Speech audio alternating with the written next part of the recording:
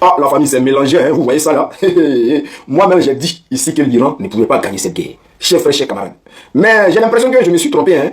J'ai l'impression que je me suis trompé. Parce que normalement, cette guerre devrait être déjà terminée. Avant de vous parler de cette image, de vous parler de cette vidéo que je vous présente aujourd'hui, chers frères, chers camarades, je vais vous expliquer en détail comment je découvre l'image et la vidéo. Mais j'aimerais dire aux États-Unis qui veulent envoyer une troupe au sol en Iran. Pour moi, pour ma part, ça serait une grosse erreur de la part des Américains s'ils décidaient d'envoyer une troupe au sol. Parce qu'aujourd'hui, la population est avec le pouvoir en place.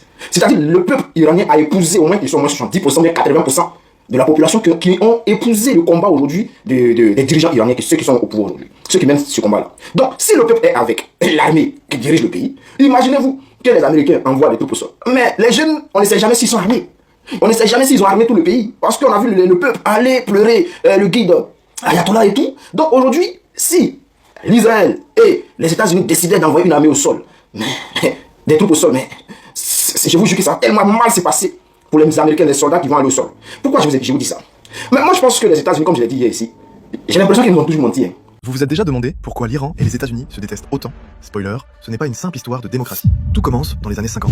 Le premier ministre iranien, Mohammad Mossadegh, décide de nationaliser le pétrole iranien, jusque-là contrôlé par les Britanniques. Alors la CIA et les services secrets britanniques lancent l'opération Ajax, un coup d'État qui le renverse. Le Shah, Mohammad Reza Pahlavi, récupère les pleins pouvoirs, avec le soutien de Washington. Il modernise le pays, mais gouverne d'une main de fer. En 1979, c'est la révolution islamique qui renverse le Shah et qui tient en otage des étudiants dans l'ambassade américaine. La rupture est totale. Mais on ne peut pas véritablement comprendre le conflit sans parler d'un troisième acteur majeur, Israël. Pour l'Iran post-1979, Israël est une anomalie, une colonie occidentale plantée en plein Moyen-Orient et le menace avec ses proxys qu'il finance. Ce qui nous ramène à une autre question. Pourquoi les États-Unis sont tellement derrière Israël? La présence d'Israël maintient la région dans une instabilité chronique, et c'est très rentable. Pour les Américains, qui vendent des dizaines de milliards de dollars d'armes aux pays arabes en échange d'un alignement politique total et de pétrole à bas prix.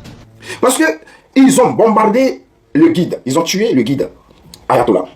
Alors, une fois que le guide a été tué, ils savaient très bien que l'Iran allait répliquer. Les soldats américains qui sont au Koweït, en Arabie Saoudite, au Qatar, ils ont fui les bases militaires pour aller se cacher dans les hôtels. Nous nous sommes demandé pourquoi l'Iran bombardait des hôtels. Mais il y avait des civils. Déjà, l'Iran a bombardé ces hôtels-là parce que les soldats américains ont fui les bases militaires. Les soldats américains ont fui les bases militaires pour aller se cacher dans les hôtels. Mais on dit, vous êtes les meilleurs. Nous, on voit dans les films que les soldats américains, il n'y a pas l'homme. C'est les meilleurs au monde. C'est les gens qui ne reculent pas. Mais dans quel coup, ils ont fui les bases militaires pour aller se cacher dans les hôtels. C'est dans ce cadre-là que l'Iran a commencé à bombarder les hôtels. Alors, chers frères, pour aller en profondeur, ce que je ne comprends pas, on est tous d'accord hein, que Vladimir Poutine s'est levé pour aller attaquer l'Ukraine.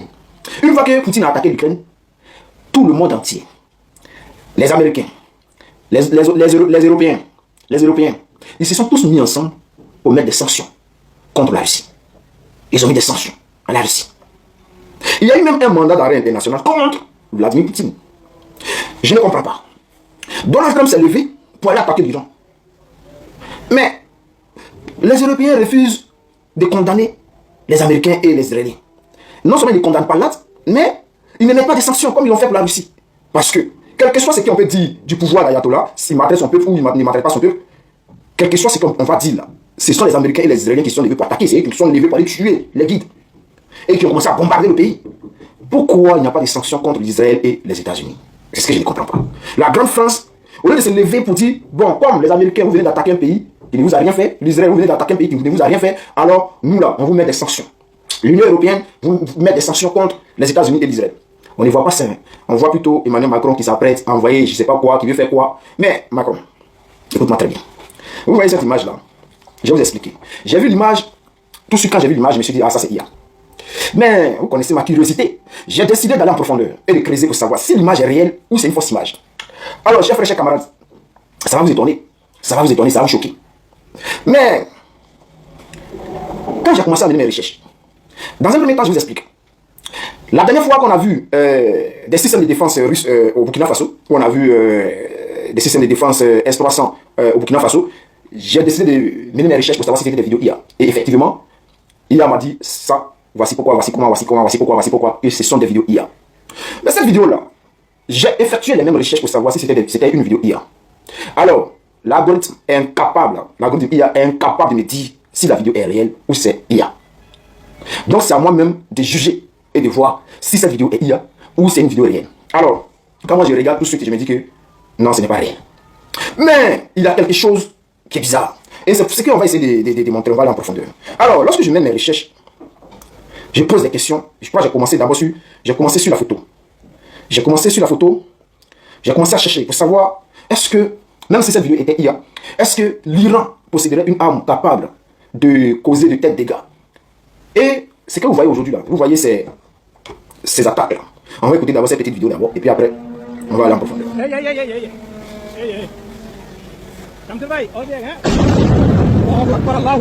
Alors cette vidéo que vous voyez là, ce sont les bombardements de l'Iran. Une base, on dit l'ambassade même américaine, je sais pas quoi là, a été attaquée à quelque part, je sais même plus. Mais on va aller en profondeur, on va essayer de dire ce que je viens de trouver. Alors chers frères, j'ai pris l'image d'abord, cette photo là, et puis j'essaie de vérifier. Alors, que me dit? J'ai pu vérifier quelques éléments techniques. Durée, on parle de la vidéo, hein. Durée 15 secondes, 30 images par seconde, résolution 576 fois 1048, 1048. Aucun indice technique évident dans les métadonnées qui prouve que cette vidéo est une IA. Ce n'est pas moi qui le dis. Hein.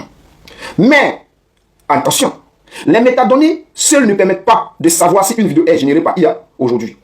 La plupart des vidéos IA sont exportées comme des vidéos normales. Donc, aujourd'hui là, la dernière fois quand j'ai fait la recherche pour savoir si la vidéo des S-300, système de défense russe au Burkina Faso, était une IA, automatiquement, l'application m'avait dit oui, que c'était une vidéo IA, après les analyses. Aujourd'hui, je mets cette vidéo là, mais l'application est incapable de me dire que non, c'est une vidéo IA. Là, il s'est dit que là, il n'arrive pas à voir si c'est IA parce que la technologie a tellement évolué que ça dépasse même les robots. Alors, chers frères, qu'est-ce que j'ai dit? Dans cette vidéo présentée, moi, j'insiste pour savoir. Je me dis, mais dans cette vidéo présentée là, on voit des missiles intercontinentaux. C'est qu'on voit, ce sont des missiles intercontinentaux quand même. Vu la taille de la bête, vu l'élément, je me dis que ce sont des missiles intercontinentaux. Et ça, là, forcément, ça peut atteindre peut-être l'Europe ou les États-Unis. Alors, que me dit l'application? Tu as raison de te poser la question. L'Iran ne possède pas à ce jour de missiles intercontinentaux opérationnels ICBM, capables de frapper l'Amérique ou d'autres cibles à des distances supérieures à 5500 km. Alors, voici les faits confirmés par des analyses de défense récentes. 1. L'Iran n'a pas de ICBM opérationnel. Aucun missile actuellement testé ou déployé par l'Iran ne dépasse la définition internationale d'un missile balistique international ICBM. C'est-à-dire une portée de plus de 5500 km. C'est-à-dire en ce moment où je vous parle, selon les analyses, selon quoi, l'Iran, selon les experts, l'Iran ne possède pas en ce moment une arme capable de dépasser les 5500 km. C'est-à-dire, n'ont pas de missiles capables de dépasser, de parcourir les 5500 km. Alors, les missiles qu'on voit souvent dans les vidéos diffusion sont généralement des missiles balistiques à moyenne ou longue portée régionale, capables de frapper des pays au Moyen-Orient, mais pas des cibles intercontinentales. 2.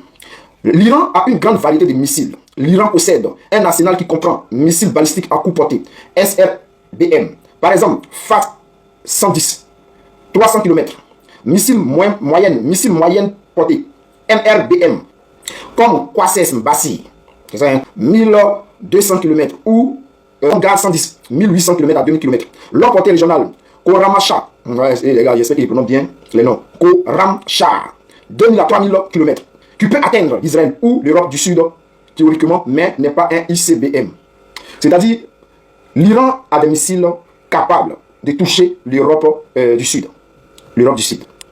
Donc, ça veut dire quoi? L'Iran peut bombarder des bases américaines qui se trouvent sur le sol européen. Chers frères, ce n'est plus amusement. Hein?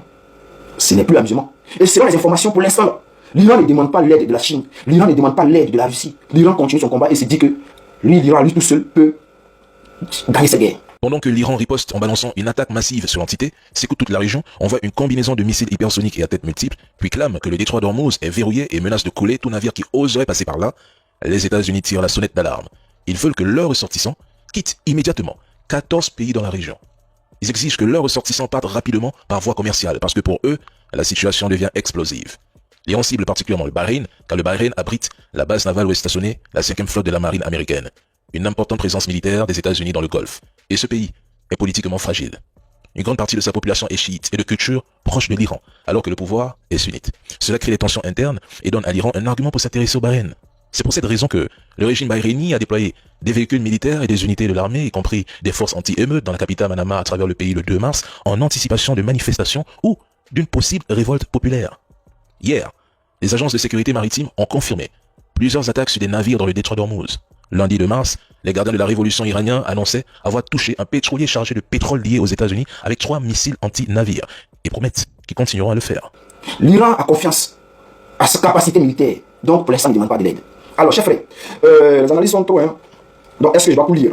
Certains rapports évoquent des projets ou spéculations. Des médias iraniens ou des sources non officielles ont parfois mentionné un missile nommé Khorramshahr 5 ou des tests de ICBM. Mais cela n'a pas été confirmé par des sources indépendantes ou par des preuves tangibles. Alors, les programmes de lancement spatial, c'est ça, spatial, ouais. Les programmes de lancement spatial iraniens utilisent des technologies similaires à celles des ICBM, mais ne constituent pas une preuve qu'ils ont transformé ces technologies en missiles militaires opérationnels. En résumé, si tu as vu dans une vidéo des séquences de missiles intercontinentaux iraniens, il est très probable que ce soit une erreur d'identification, exemple, missile de moyenne portée, montré comme mon site était ICBM, soit une technologie de montage ou des informations, ou soit une spéculation ou une fuite non vérifiée. Alors, chers frères, avec tout ce qu'on vient d'entendre, on dit que l'Iran a des missiles qui peuvent aller jusqu'à 2000 km, qui peuvent aller même à 3000 km, c'est-à-dire qu'ils sont capables de toucher l'Europe. Donc, c'est pour cela qu'on demande à ceux qui cherchent des problèmes là, de sortir dans ces problèmes-là, de ne pas rentrer dans ce palabre-là. Parce que l'Iran est un très très grand pays, un vaste territoire. Si les Américains s'amusent pour dire qu'ils vont envoyer des troupes au sol, chers frères, l'Iran, c'est pas l'Irak, hein. L'Iran, ce n'est pas la Syrie. Donc,